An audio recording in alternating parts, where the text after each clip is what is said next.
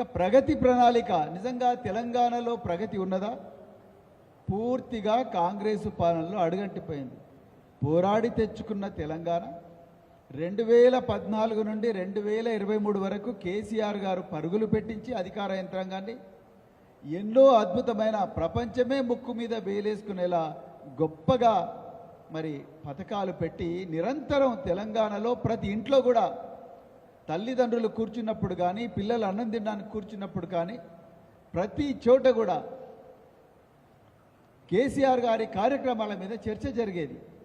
అది రైతు బంధు స్కీమ్ కావచ్చు, మిషన్ భగీరథ కావచ్చు, 1 కోటి ఎకరాలకు నీళ్ళు ఇవ్వడం కావచ్చు, విద్యార్థులకు గురుకులాలు ఇవ్వడం కావచ్చు, దాదాపు 3 లక్షల ఉద్యోగాలు ప్రభుత్వ రంగంలో ఇవ్వడం కావచ్చు, గురుకుల పాఠశాలలు పెట్టడం కావచ్చు, కళ్యాణ లక్ష్మి కావచ్చు, షాదీ ముబారక్ కావచ్చు, దళితులకు 3 ఎకరాల భూమి కావచ్చు, దళిత బంధు కావచ్చు, గిరిజన బంధు కావచ్చు, ఇంకా ఎన్నో స్కీములు.